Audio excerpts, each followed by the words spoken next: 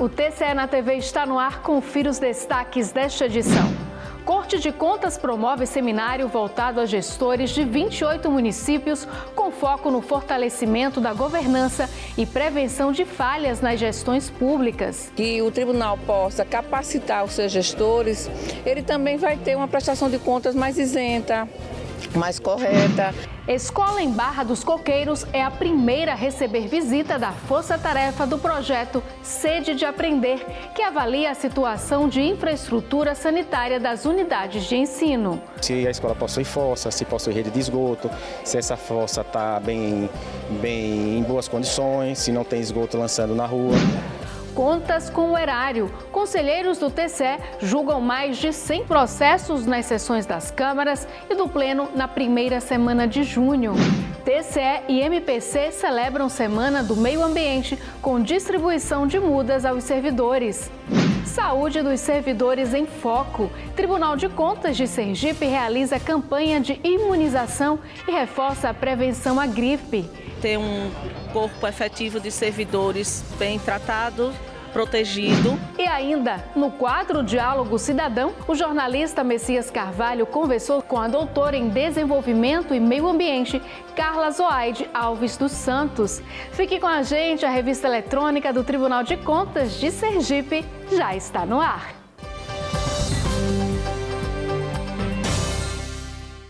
O Tribunal de Contas do Estado reuniu gestores e servidores de 28 municípios durante seminário em Lagarto dedicado à capacitação para uma gestão pública mais eficiente. Ao todo, 28 municípios foram beneficiados pelo terceiro seminário Governança, Sustentabilidade e Controle Externo, promovido pelo TCE por meio da Escola de Contas, no município de Lagarto. Durante 2 dias, gestores e servidores participaram de uma programação com palestras voltadas para a melhoria da gestão pública e para a correta aplicação dos recursos. Fizemos o terceiro polo agora em Lagarto, trazendo o que tem de melhor para a gestão, para a boa governança, para a sustentabilidade.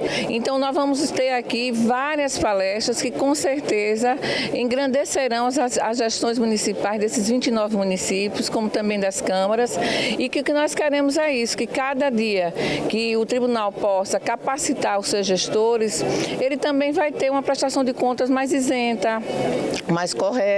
As palestras foram ministradas por representantes de instituições parceiras, como a Caixa Econômica Federal, o Tribunal de Contas da União, a Receita Federal, além de técnicos do próprio tribunal. A gerente executiva do INSS em Sergipe apresentou os serviços disponíveis aos gestores municipais. O PEP, que é o Programa de Educação Previdenciária, é nosso carro-chefe, porque dá para fazer uma quantidade enorme de parcerias com esses gestores para levar cidadania aos seus municípios. O programa Inclusão Nordeste, que é um programa para as crianças neurodivergentes terem seus benefícios de prestação continuada analisados com agilidade e humanidade pelo INSS. Isso leva um grau de dignidade para esses cidadãos imensos. E os acordos de cooperação técnica que podem ser firmados com as prefeituras e o INSS. Outro parceiro do evento foi o Ministério Público de Contas, representado pelo procurador João Augusto Bandeira de Mello, que destacou pontos essenciais para uma gestão mais eficiente nos municípios. A governança é muito importante, a gestão, controle, atenção nos resultados, principalmente os resultados educacionais e muito trabalho, que eu acho que é essencial da gestão é isso, acompanhar as variáveis, implementar as ações que dão resultado e acompanhar os resultados. Ao longo do seminário, os gestores destacaram o compromisso do Tribunal de Contas em oferecer capacitações adequadas a gestores e servidores e a importância de ações preventivas para a administração pública. A presidente Suzana ela tem inovado nessa questão, ela tem procurado se aproximar muito dos municípios, trazendo temas importantes como governança, controle externo, sustentabilidade, buscando essa parceria da prevenção. Os municípios, muitas das vezes, por falta de capacitação, por falta, muitas das vezes, também de algum conhecimento, acaba cometendo alguns equívocos. E essa aproximação do Tribunal de Contas, trazendo essas informações diretamente para os municípios, ajudando na capacitação e informação dos nossos servidores, vai facilitar muito, né, o trabalho das prefeituras municipais aqui do nosso estado, visando sempre a prevenção. Isso daí, quem ganha é a sociedade. Quero aqui já iniciar parabenizando a iniciativa do Tribunal de Contas por proporcionar um evento como esse para toda a região aqui. E eu vejo que tem muitos secretários, muitos prefeitos participando para que a gente possa aplicar e inovar as políticas públicas e fazer de acordo como manda, né, toda a legislação. Então, isso é o que deixa a gente motivado em participar, que tem a orientação por parte do Tribunal de Contas. Essa foi a segunda vez que o seminário ocorreu fora do Polo Aracaju.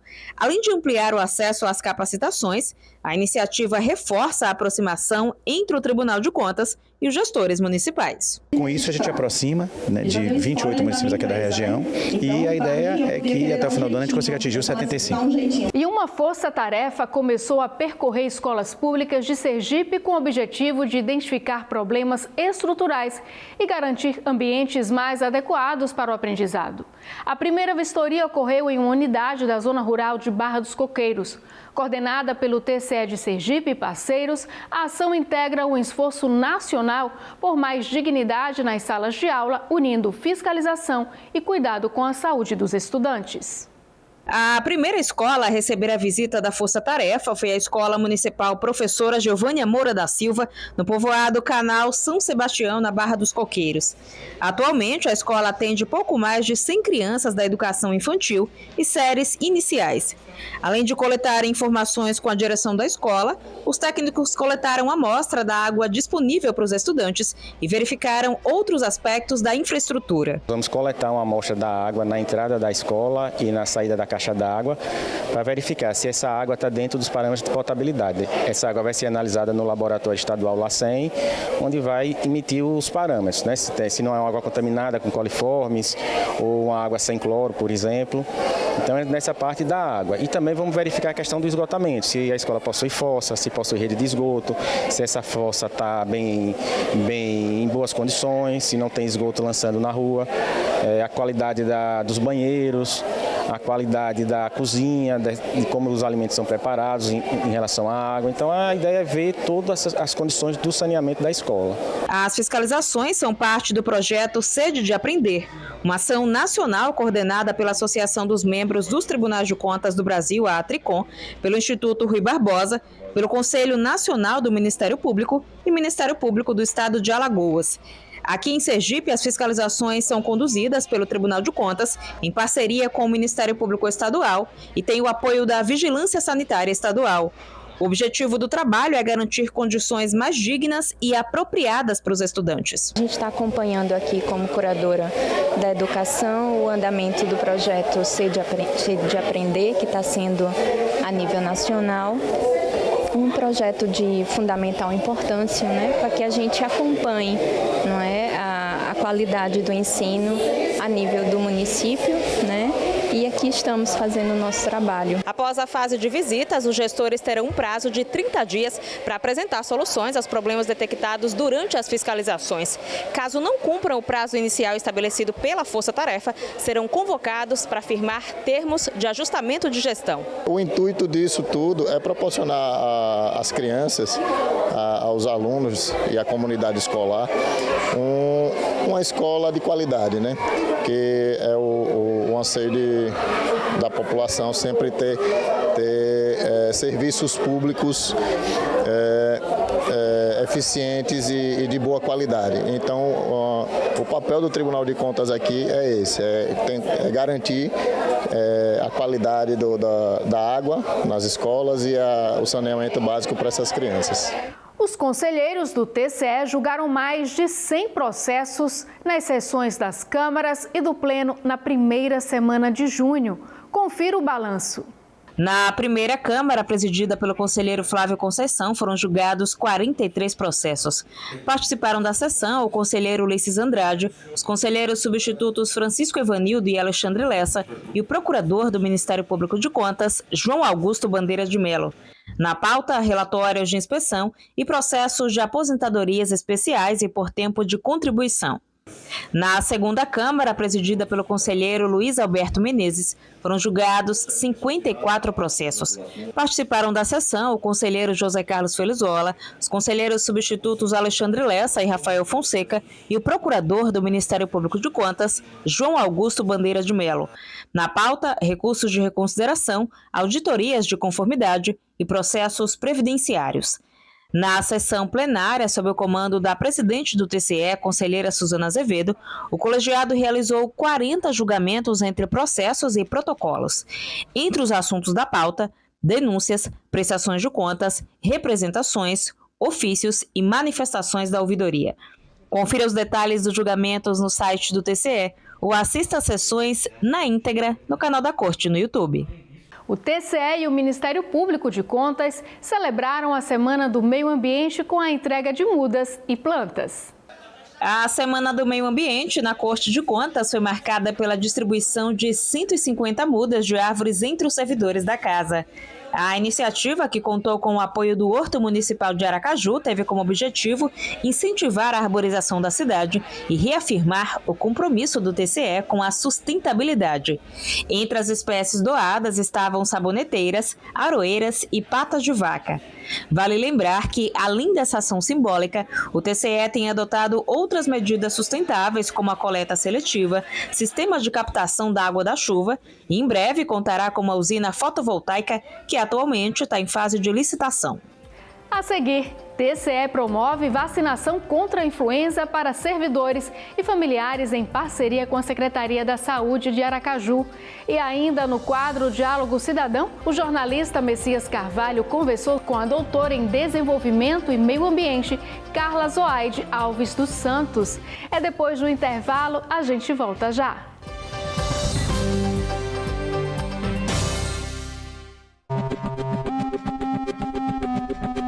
Olá, eu sou Magna Santana, da FAM-FM. Minha pergunta para a coletiva de imprensa é a seguinte: como o Tribunal de Contas prioriza as auditorias em diferentes órgãos e entidades públicas?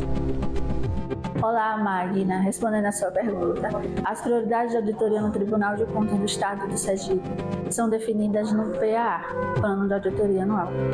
Este documento é estabelecido a cada ano, com a participação da equipe técnica e aprovado no colegiado. Neste documento, as áreas são selecionadas com base em critérios técnicos, levando em conta a quantidade de recursos alocados, a relevância e o risco de cada área. Outras fiscalizações podem ser realizadas, desde que devidamente motivadas em cada coordenadoria técnica.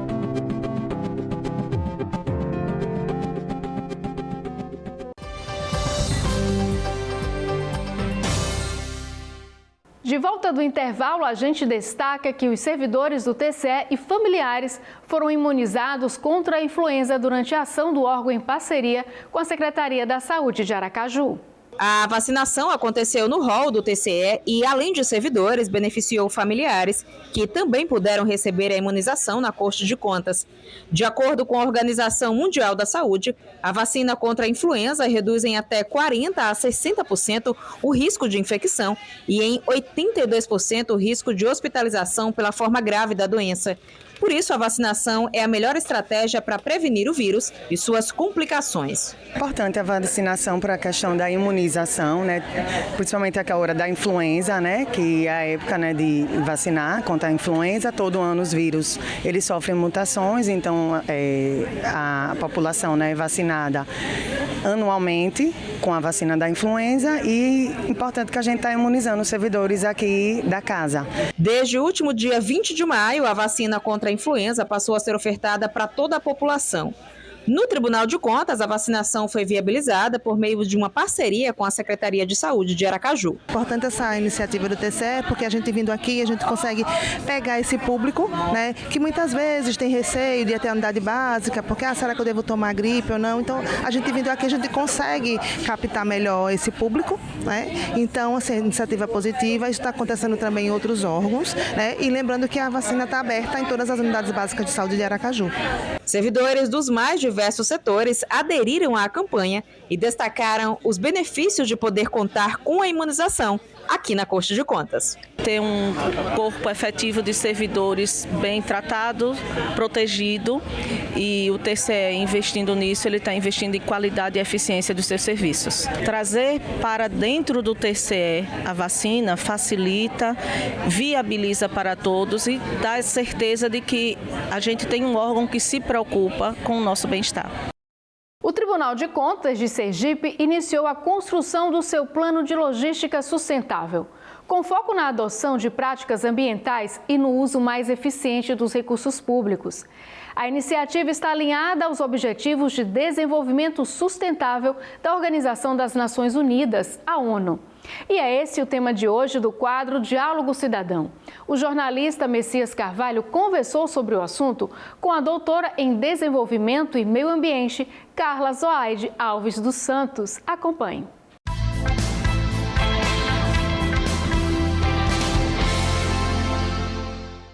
No nosso Diálogo Cidadão de hoje, vamos discutir meio ambiente, sustentabilidade. Isso tem tudo a ver, inclusive, com a gestão pública. Conosco, a doutora Carla Zoaide Alves dos Santos. Ela é engenheira florestal, mestre e doutora em desenvolvimento e meio ambiente, especialista em planejamento e gestão ambiental. Doutora Carla, obrigado por aceitar o nosso convite. O tema é forte, sustentabilidade na gestão. Verdade, é um tema que nos é muito caro, né? Porque nós, enquanto administração pública, temos o dever de incentivar, de inspirar a sociedade a adotar práticas de sustentabilidade, né? Então, nós somos exemplos para que essas questões de meio ambiente sejam colocadas em práticas de forma mais efetiva e eficiente. Chegou-se já no ponto de equilíbrio, porque sempre foi aquele conflito, né? Desenvolver, mas com sustentação. Nunca essa formulação fecha, né, no 0 a 0. Isso, né? Que tempos estamos vivendo hoje? Eu costumo colocar que o equilíbrio é um caminho, né? Nós estamos sempre em busca desse equilíbrio, né? O desenvolvimento sustentável, a sustentabilidade é um norte que a gente deve construir a cada dia a dia, no nosso cotidiano, nas nossas ações, no estabelecimento das nossas políticas, na cobrança para que os projetos e as ações sejam executados com eficiência. Então, eu costumo dizer que o equilíbrio ele não é estanque, ele é um caminho.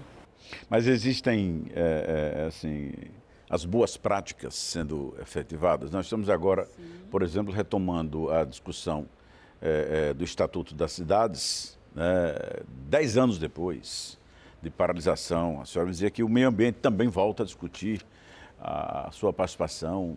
E o mundo está andando e as coisas estão acontecendo e os temores estão se materializando por conta, talvez, de estarmos perdendo tanto tempo. Isso, com certeza nós avançamos em algumas coisas, sim. Tivemos retrocessos em outras, estamos estagnados em algumas, mas existem pontos a serem colocados como efetivos e positivos, né? Isso que o senhor colocou agora, a retomada da Conferência das Cidades. Tivemos há alguns meses atrás a retomada da Conferência do Meio Ambiente, né, onde as cidades se reuniram e discutiram diretrizes e pautas para que a agenda ambiental avançasse no Brasil. Depois isso foi discutido a nível estadual e, por fim, foi discutido a nível federal, né? Então, com certeza, são avanços significativos. Outro avanço que nós tivemos que foi bem significativo, né, recentemente foi lançado o relatório de alerta de desmatamentos no Brasil e teve um resultado muito interessante. O Brasil, pela primeira vez, né, desde que a série é acompanhada pelo projeto MAP Biomas, desde 2019, o Brasil teve uma redução no seu desmatamento. Então, isso é um ponto que a gente tem que comemorar. E aí, são fatores que foram apontados. O que aconteceu na agenda ambiental do Brasil, na conjuntura política do nosso país, que fez com que esse desmatamento diminuísse, né, nesse último ano. Então, tem um ponto que eu considero essencial e foi a fiscalização, né? Eles apontam no relatório que a efetividade e que o avanço da fiscalização foi um dos fatores que fez com que a gente conseguisse reduzir esse desmatamento ilegal no Brasil. Não é meio conflitante, não, a gente falar em reduzir o desmatamento, porque é proibido desmatar, né? Quando é retirado a uma supressão de uma determinada vegetação, isso não entra nessa conta. Como é que vocês ambientalistas lidam com essa história? Comemora porque reduzimos, mas ainda falhamos. Sim, é porque nós temos aqueles desmates que são autorizados, né? O que a gente chama as autorizações de supressão de vegetação, que são colocados para que o país avance economicamente, né? Retira-se a vegetação para que uma atividade econômica seja construída e seja conduzida ali naquele espaço de terra. Então, quando a gente fala que conseguimos reduzir o desmatamento, especialmente o desmatamento ilegal, isso sim é um avanço, é um ponto positivo, porque significa que temos órgãos mais atentos do que está acontecendo, temos uma sensibilização maior da nossa sociedade e temos também uma ação integrada entre órgãos, né? Porque qual é outro fator que está apontado também que eu achei bem interessante?